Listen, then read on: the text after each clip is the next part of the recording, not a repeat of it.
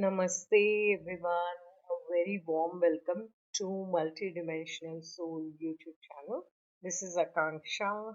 We covered a lot of topics on this channel, and some of you may be familiar with our podcast. We have had guests from across the world on this podcast.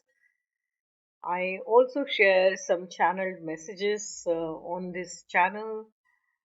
So we have different initiatives and there are different playlists on this channel, so you can check out all of that. This particular initiative is created as a tribute to my son and spirit guide Arnav. My teenage son crossed over in 2020 and he has become my spirit guide, and he guides me from a very high realm. In this particular audio books, audio lectures kind of series, we take some books and lectures and articles and talks of ascended masters, and we share them in the audio format. I try to record them in my voice, as in read them and record them in my voice. It's always not possible, and some of them are AI generated. The intention is to spread the wisdom and knowledge which has been there since ancient times from spirituality perspective, from the perspective of oneness. Whether it's a podcast, whether it's an audio book, or any other videos on this channel. If you're tuning in, the intention is that you receive all the love, light, wisdom, knowledge, peace, bliss, abundance, and prosperity. So, thank you so much for tuning in and absorbing all of this and spreading all of this. If you are new here, subscribe to my channel. If you have already subscribed, welcome back. Now we will move to the audio lecture or article or talk for today. Lots of love. Namaste. Beyond pain and pleasure there is bliss. By Nisargadatta Maharaj. Maharaj, you must realize first of all that you are the proof of everything, including yourself. None can prove your existence, because his existence must be confirmed by you first. Your being and knowing you own nobody. Remember, you are entirely on your own. You do not come from somewhere, you do not go anywhere. You are timeless being and awareness. Questioner, there is a basic difference between us. You know the real while I know only the workings of my mind. Therefore, what you say is one thing, what I hear is another. What you say is true, what I understand is false, though the words are the same. There is a gap between us. How to close the gap? Maharaj, give up the idea of being what you think yourself to be and there will be no gap. By imagining yourself as separate you have created the gap. You need not cross it. Just don't create it. All is you and yours. There is nobody else. This is a fact. Questioner, how strange. The very same words which to you are true, to me are false. There is nobody else. How obviously untrue. Maharaj, let them be true or untrue. Words don't matter. What matters is the idea you have of yourself, for it blocks you. Give it up. Questioner, from early childhood I was taught to think that I am limited to my name and shape. A mere statement to the contrary will not erase the mental groove. A regular brainwashing is needed, if at all it can be done. Maharaj, you call it brainwashing, I call it yoga, leveling up all the mental ruts. You must not be compelled to think the same thoughts again and again. Move on. Questioner, easier said than done. Maharaj, don't be childish. Easier to change than to suffer. Grow out of your childishness, that is all. Questioner, such things are not done. They happen. Maharaj, everything happens all the time, but you must be ready for it. Readiness is ripeness. You do not see the real because your mind is not ready for it. Questioner: if reality is my real nature, how can I ever be unready? Maharaj: unready means afraid. You are afraid of what you are. Your destination is the whole. But you are afraid that you will lose your identity. This is childishness, clinging to the toys, to your desires and fears, opinions and ideas. Give it all up and be ready for the real to assert itself. This self-assertion is best expressed in words: I am. Nothing else has being. Of this you are absolutely certain. Questioner: I am, of course, but I know also. And I know that I am so and so, the owner of the body, in manifold relations with other owners. Maharaj: it is all memory carried over into the now. Questioner: I can be certain only of what is now. Past and future, memory and imagination, these are mental states, but they are all I know and they are now. You are telling me to abandon them. How does one abandon the now? Maharaj: you are moving into the future all the time whether you like it or not. Questioner: I am moving from now into now, I do not move at all. Everything else moves, not me. Maharaj: granted. But your mind does move. In the now you are both the movable and the immovable. So far you took yourself to be the movable and overlooked the immovable.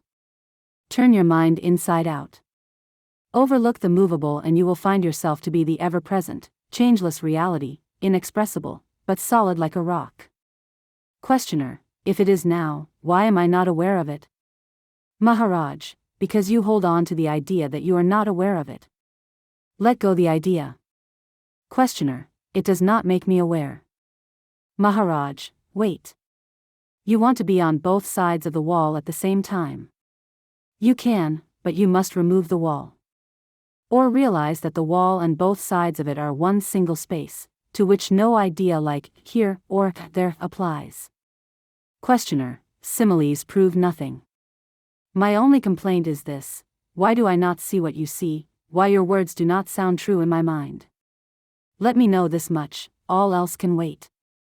You are wise and I am stupid, you see, I don't. Where and how shall I find my wisdom? Maharaj: if you know yourself to be stupid, you are not stupid at all. Questioner: just as knowing myself sick does not make me well, so knowing myself foolish cannot make me wise. Maharaj: to know that you are ill must you not be well initially? Questioner: oh, no. I know by comparison. If I am blind from birth and you tell me that you know things without touching them, while I must touch them to know, I am aware that I am blind without knowing what it means to see. Similarly, I know that I am lacking something when you assert things which I cannot grasp. You are telling me such wonderful things about myself. According to you I am eternal, omnipresent, omniscient, supremely happy, creator, preserver and destroyer of all there is, the source of all life, the heart of being, the Lord and the beloved of every creature. You equate me with the ultimate reality, the source and the goal of all existence. I just blink, for I know myself to be a tiny little bundle of desires and fears, a babble of suffering, a transient flash of consciousness in an ocean of darkness. Maharaj: before pain was, you were. After pain had gone, you remained. Pain is transient, you are not. Questioner: I am sorry, but I do not see what you see. From the day I was born till the day I die, pain and pleasure will weave the pattern of my life. Of being before birth and after death I know nothing. I neither accept nor deny you. I hear what you say, but I do not know it. Maharaj: now you are conscious, are you not? Questioner: please do not ask me about it before and after. I just know only what is now. Maharaj: good enough. You are conscious. Hold on to it. There are states when you are not conscious. Call it unconscious being. Questioner: being unconscious? Maharaj: consciousness and unconsciousness do not apply here. Existence is in consciousness, essence is independent of consciousness. Questioner: is it void? Is it silence? Maharaj: why elaborate? Being pervades and transcends consciousness. Objective consciousness is a part of pure consciousness, not beyond it. Questioner: how do you come to know a state of pure being which is neither conscious nor unconscious? All knowledge is in consciousness only. There may be such a state as the abeyance of the mind. Does consciousness then appear as the witness? Maharaj, the witness only registers events. In the abeyance of the mind, even the sense, I am, dissolves. There is no I am without the mind. Questioner: without the mind means without thoughts. I am as a thought subsides. I am as the sense of being remains. Maharaj, all experience subsides with the mind. Without the mind there can be no experiencer nor experience. Questioner: does not the witness remain?